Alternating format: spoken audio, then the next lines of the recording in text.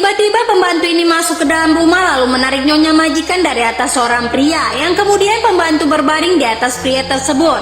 Ternyata tuan majikan telah kembali setelah beberapa bulan bekerja di luar kota, yang tentu saja wanita ini gugup bercampur panik melihat kepulangan suami yang secara tiba-tiba. Melihat pembantu yang berada di atas tubuh sang lelaki, tuan majikan bertanya apa yang terjadi di rumah ini. Maka saat itu wanita memfitnah pembantu ini membawa pacar masuk ke dalam rumah dan melakukan perbuatan tercela, padahal aku sudah melarang dan mengusir supaya tidak berpacaran di dalam rumah.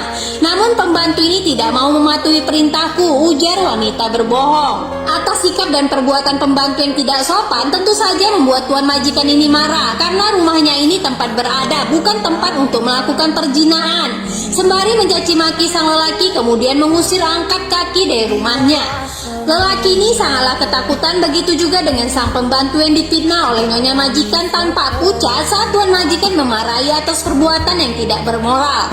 Memasukkan lelaki ke dalam rumah, dia juga tidak terima. Pembantu ini lancang dan tidak menghargai istrinya yang berusaha melarangnya. Maka pada saat itu juga tuan majikan memecat pembantu dari pekerjaan, sembari mengatakan, "Nyahlah kau dari sini bersama pacarmu itu." Setelah memarahi sang pembantu, pria ini mendekati sang istri lalu kemudian memeluk sambil menenangkan hatinya sembari mengatakan, "Dia ada membawa hadiah dari luar kota. Tunggu di sini," ucapnya, kemudian pamit ke belakang untuk membersihkan tubuhnya. Setelah suaminya pergi, wanita ini lega, perselingkuhannya tidak terbongkar. Kemudian serentak mereka berterima kasih kepada pembantu yang telah mengorbankan diri untuk menutupi perselingkuhan dari suaminya. Pembantu ini kecewa, tapi nyonya majikan tak berhenti berterima kasih kepada pembantu yang telah menyelamatkan pernikahannya.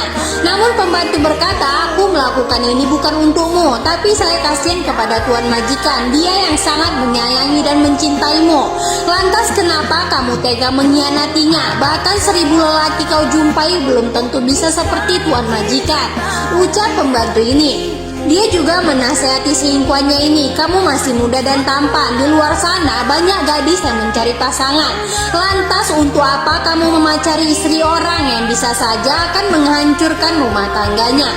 Jadi tolong hentikan perselingkuhan ini, karena yang kalian lakukan ini semata-mata datangnya dari setan yang penggoda." Setelah mendengar nasihat dari pembantunya, nyonya majikan dan selingkuhan sadar selama ini mereka telah salah dalam bersikap dan berjanji akan mengakhirinya. Sebaiknya begitu, ucap sang pembantu sambil pergi berlalu. Wanita ini sadar dia merasa sangat berdosa telah mengkhianati suaminya, begitu juga dengan selingkuhan. Maka pada saat ini mereka berjanji dan sepakat untuk menyelesaikan perselingkuhan, kemudian menjalani hidup masing-masing tanpa saling mengganggu. Begitulah akhir dari kisah inspirasi